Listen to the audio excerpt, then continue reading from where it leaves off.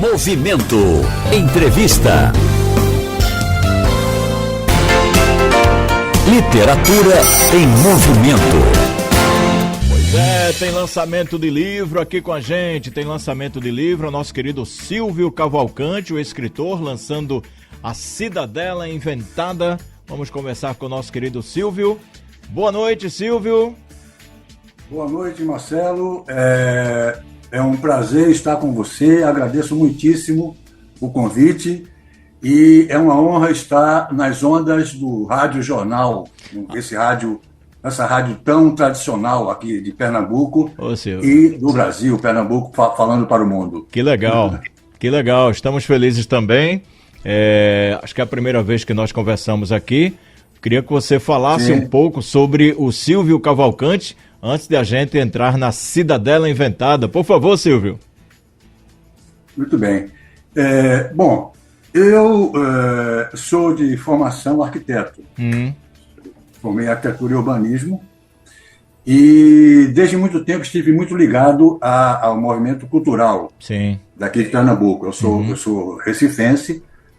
E, inclusive, estive ligado a teatro em certa época. E pouco depois do teatro, me dediquei à música. Inclusive, fiz parte de uma banda que participou de festivais, do projeto Pixinguinha, né? Aquele projeto 6 e meia. Sim. Não sei se você se lembra dessa época. Com certeza. Enfim, depois disso também fiz alguma coisa com Super 8, em vídeo. Quer dizer, estive sempre muito mergulhado, muito imbuído, né, de participação nessa área cultural. Poxa, muito legal. Em relação à escrita, é o primeiro livro o seu, Silvio? Esse livro foi lançado, na verdade ele foi lançado pela primeira vez em 2008 pela editora Bertrand Brasil, que é do grupo editorial Record. Sim. É isso? E nesse momento eu estou fazendo uma edição digital, em formato digital, em formato Kindle. Sim. Que é um formato exclusivo da Amazon. Está sendo distribuído pela Amazon. E é uma edição comemorativa do bicentenário da independência do Brasil. Porque eu vislumbrei que nesse ano, com essas comemorações, com os eventos, haveria muito interesse, né, do leitor em conhecer algo sobre nossa formação. Sim. Como país, como nação. Desse modo eu fiz uma gestão para esse lançamento e inclusive o livro vem com novidades, porque vem com ilustrações. Boa. O livro impresso, anteriormente lançado pela editora Bertrand Brasil, não tinha. Eu adicionei ilustrações, tornando até mais interessante, porque mostra algumas produções dos que estavam aqui durante a ocupação holandesa, né? Sim. E situando também geograficamente, enfim, uma edição nova com essas novidades. Por enquanto, essa edição está saindo exclusivamente em e-book, sim, em livro digital, pela Kindle, né? Pela Amazon, no formato Kindle, mas futuramente vamos ver se sai também em edição impressa.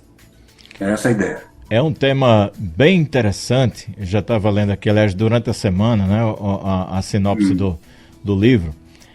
A Cidadela Inventada, as espantosas e secretíssimas viagens antimateriais do astrônomo, botânico e zoólogo George Markgraf van Liebstadt. Espero que a pronúncia seja essa, espero que seja, ou pelo menos aproximada. Dá para ir, né, Silvio? Dá para ir. Ô, Silvio, nos fale sobre essa cidadela e quem é o personagem George. Perfeito. A Cidadela Inventada, na verdade, é a história, para sintetizar a história central, é a história de uma amizade. É uma história de uma amizade entre o astrônomo vamos simplificar, dizer George Marcgraf, Sim, né? sim. E um cartógrafo holandês que é convidado por Marcgraf para vir ao Recife de Pernambuco, para a Nova Holanda, né? Que era a ocupação holandesa no século XVII, e fazer parte dessa comitiva, porque estava abrindo uma vaga, um outro cartógrafo estava saindo para um outro domínio holandês, e era a oportunidade do amigo dele vir também participar, né, desse trabalho grandioso, né, de um governo que, trazendo muita experiência da Holanda, né, começou a fazer modificações na cidade, né, construindo diques, canais de navegação e drenagem, aterros para aumentar os espaços edificáveis, enfim. E basicamente é isso. A Cidadela Inventada, logicamente, fala do Recife, né? Descreve o Recife, né? A sua paisagem humana, a sua paisagem natural, né? Mas conta a história também desse astrônomo que confia nesse amigo que ele está convidando as suas viagens antimateriais. Ele faz relatos dessas viagens sobre as quais ele não tem nenhum controle para que tempo ele vai se deslocar e nem tampouco o lugar para onde ele está indo nessas viagens antimateriais. Esses relatos percorrem todo o livro. Né? Sim. E durante esses relatos que ele vai fazendo ao amigo, que vai compilando isso num livro, ele tem um projeto de um livro, mas eles pactuam para que esse livro só seja publicado depois da morte do astrônomo. É uma condição que ele coloca para fazer esses relatos, essas revelações. Então, o livro tem essa narrativa central, né? com essas viagens que são compiladas no livro próprio do amigo que chegou ao Recife, o cartógrafo, mas, ao mesmo tempo, vai entretecendo outras histórias, né? Que vão acontecendo tanto no domínio, propriamente, da Nova Holanda, né? Cuja capital é o Recife, né? Como também o momento mundial, porque também vou colocar, depois de uma exaustiva pesquisa histórica, vou colocar fatos que estão acontecendo também naquele mundo da Renascença, do final da Renascença. Poxa, que fantástico. E eu procurei fazer isso de uma forma adotando uma leveza de narrativa. De tal forma que, como era muita informação, né, outras histórias que iam surgindo, eu procurei fazer com que essas histórias fossem absorvidas pelo leitor de uma maneira mais fácil. Né? Quase sempre com humor, com bastante humor, de forma que essas histórias, elas, na minha opinião, parecem ser mais facilmente assimiladas. Puxa, espetacular, principalmente quando você entrou aí no campo da pesquisa. Eu gosto de ler lá a forma como está apresentada. Lá na Amazon está como apresentação entre os livros de fantasia, horror e ficção científica. Você corrigiria algum desses três termos aqui? Ou tem os três? Fantasia, horror e ficção científica? Não, eu diria que eu eliminaria o horror. Ok. Porque não chega tanto, né? Não chega tanto. Eu procurei todo o tempo uma leveza em todos os aspectos. Não é? Perfeito. Agora é o seguinte, aqui pronto, fechamos em fantasia e ficção científica. Você falou agora há pouco sobre a questão da pesquisa. Você é arquiteto de formação, né? Acredito que possa ter contribuído um pouco, não sei se em suas pesquisas lá no início ou depois, sobre essa arquitetura que é diferente, que os holandeses trazem para cá. Queria que você falasse, não é isso? Queria que você falasse justamente sobre isso, que me parece que é o que acabou te chamando a atenção como base da história, né, Silvio? Eu diria que não. Eu diria que, mais que isso, me chamou a atenção a questão do olhar curioso, né, do europeu, né, com relação ao novo mundo, sim, aonde eles estavam indo. Um olhar de curiosidade sobre tudo o que havia aqui e que eles não conheciam. A fauna, a flora, a paisagem humana, né? E tanto é assim que muitos deles se dedicaram a registrar de forma muito metódica essa fauna, essa flora, né? Contribuindo com importantes estudos e importantes registros, né? De toda essa situação nova, de um mundo novo. Então, essa questão do olhar de curiosidade sobre coisas novas, ela está em todo o tempo, né? Sim, sim. Em toda a narrativa, sim. As discussões, os debates sobre filosofia, religião, entre eles, né? Eles formam uma confraria chamada Mensageiros do Futuro, justamente para discutir aspectos outros que não o da rotina oficial de trabalhos de construção ou de registro, documentário, né, da Terra, mas para abrir mais um leque de debates filosóficos, religiosos, onde eles muitas vezes falam coisas sobre esotéricas, sobre a cabala hebraica, sim. E por aí vai. Ou seja, incursões que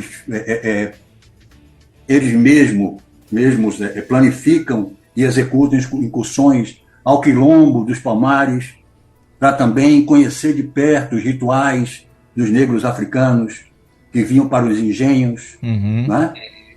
Tudo isso. A parte disso, também existe uma descrição bem, digamos, dinâmica sobre as atividades do governo patrocinado pela VIC, que é a Companhia Holandesa das Índias Ocidentais. Sim, né? sim. Que era uma grande empresa, né, financiada por comerciantes holandeses, comerciantes dessa parte, dessa região dos Países Baixos, né? Então, havia também existe muito isso também, né? Uma certa parte do livro, em vários momentos, também existe eu exponho alguns extratos de relatos do diário do governador Maurício de Nassau. Que legal, né? Que legal. Que no livro eu coloco no nome original dele, Johann Mauritz, sim, né? Sim. Assim como coloco outros personagens também, usando a denominação original, né? Sem aportuguesar, propriamente. Sei. Mas usando isso para dar uma unidade de tratamento entre todos os personagens, enquanto ao seu nome original. Isso é bem interessante, interessante. É justamente o assunto que eu ia te perguntar e queria que você aprofundasse um pouquinho sobre a construção desses personagens, mas me parece que, pelo que você está falando, muita coisa você trouxe aí dos documentos, dos originais de alguns dos personagens, né? Eu vi, porque a ficção histórica, ela tem, principalmente de coisas do passado, né? Ela deve ter, pelo menos, na minha visão, um compromisso com o contexto, que você seja o mais fiel possível sobre o contexto em que está se dando o que você quiser inventar. Sim, né? Perfeito. O que você quiser propor como história, digamos, fantasiosa, mas existe um compromisso, de alguma forma, com o ambiente, né? Com o pano de fundo, onde aquelas histórias que você, como autor, está contando como ficção, né? Mas é importante que as pessoas também sejam atraídas e sejam de alguma forma, elas sejam, tenham essa informação também proporcionada, né, pelo ficcionista. Sim. Né? Porque isso faz com que a visão seja muito, muito abrangente, né? Sim. Tanto do ambiente, né, como das próprias histórias que vão se entretecendo entre histórias que realmente ocorreram. Sim. E isso acontece, né, em função desse compromisso com o contexto histórico. Ali eu trago histórias que realmente ocorreram, né? Mas elas ficam misturadas com pura ficção. Interessantíssimo. Né? Silvio, tem então, outra coisa? O livro tem essa proposta. Há um debate, até nas universidades também, no meio estudantil, há uma admiração de uma grande parcela da população, né, pelo que o Conde Nassau trouxe, junto com sua grande equipe, numerosa equipe, e você fala disso, né, de artistas, astrônomos, cartógrafos, naturalistas, quer dizer, quantidade grande de gente que ele trouxe, e você como arquiteto. Aí eu queria que você falasse o seguinte, não vou fugir do livro não, está inserido no processo também, mas um olhar mais profundo. Há quem diga, há quem pense que se os holandeses tivessem demorado um pouco mais 30, mais 50, talvez mais um século, quem sabe, nós poderíamos ter tanto arquiteturas diferentes, mas bem cuidadas, como a nossa própria convivência, os costumes, os hábitos estariam mais arraigados. Como é que você pensa desse ponto de vista da presença holandesa aqui na nossa capital, Silvio? É verdade? Poderíamos estar mais avançados? À vontade. Eles, nos 24 anos que ficaram aqui, né, de 1630 Sim. até 1654, eles deixaram muitas contribuições, né? Vários aterros que fizeram, né, contribuíram justamente para resolver problemas mesmo do terreno, né? Porque eles traziam essas técnicas dos Países Baixos, né? Que é uma região, né? Uma região muito, muito inundada, muito alagada, muito cheia de diques, né?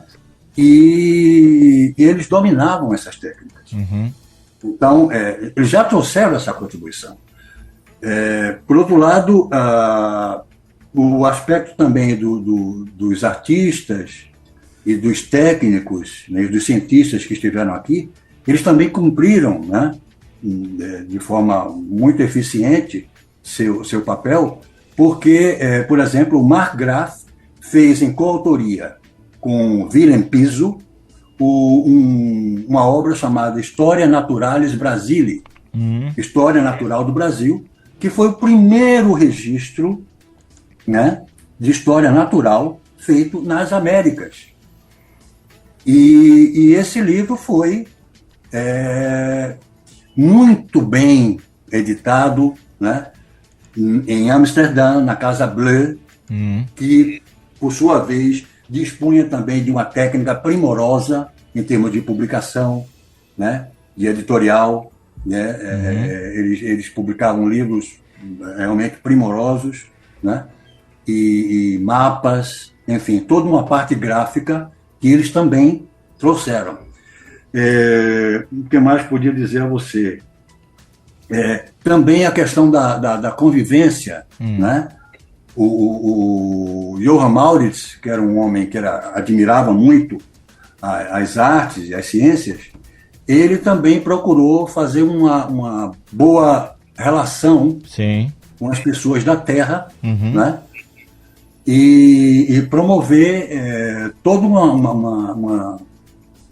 uma troca, né, de benefícios técnicos, ideias comerciais, porque por ele estava decidido a ficar aqui se não fosse, em algum momento, né, barrado por seus próprios patronos, né, que realmente bancavam a operação, né, da ocupação esta que não ficou resumida, né, limitada só aqui ao nosso entorno do Recife, Pernambuco interior, senão praticamente, né, alcançou toda a região do que hoje é o Nordeste.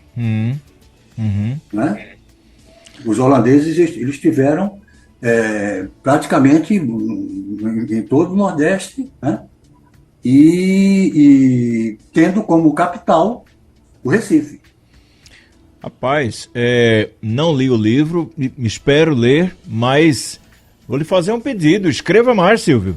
Pesquise mais. Eu não sei se você já tem alguma coisa aí guardada, deve ter algo guardado por aí, mas porque eu admiro muito esse tipo de pesquisa, né? Quando você faz, mesmo sendo a ficção, mas pesquisando, trazendo fatos da época, e principalmente tão enriquecedor quanto esse. Onde é que nós encontramos o livro, Silvio? O livro está na Amazon, em todas as lojas da Amazon, né? Nesse formato e-book Kindle. Nos fale um pouco, eu fui pesquisar aqui, acabei encontrando Piba Cavalcante. Nos fale sobre Piba. Exatamente. Esse meu pseudônimo eu usei na primeira edição, a edição impressa, pela editora Bertrand Brasil. Sim. E agora ele já está saindo com o meu nome verdadeiro. Essa edição nova, esse relançamento, está saindo já com o nome verdadeiro, que é o Silvio. Cavalcante se mantém. Poxa, muito legal. Tem algo aí guardado nessas gavetas, nessas estantes, que a gente possa se deliciar mais adiante, Silvio? A gente sempre tem. Você imagina que o autor, né, normalmente ele tem alguns livros publicados e talvez o triplo guardado, que às vezes ele retoma para tentar desenvolver e até concluir, né? Mas normalmente acontece isso, né? A gente tem algumas coisas guardadas que vão ficando e depois vão, às vezes, pedindo para sair da gaveta. Poxa, maravilha. Silvio Cavalcante, muito obrigado pela entrevista. Sucesso, gente. Vamos ler A Cidadela Inventada. E assim que tiver coisa nova, avise pra gente, Silvio. Vai ser uma alegria voltar a conversar. Muito obrigado, Marcelo. Agradeço pela entrevista. Realmente foi um prazer e uma honra estar com você no seu programa e na nossa Rádio Jornal. Abraço. Silvio Cavalcante conversou com a gente e apresentou o seu livro A Cidadela Inventada, livro de 2008, mas tem uma releitura, né, do A Cidadela Inventada, está lá na Amazon.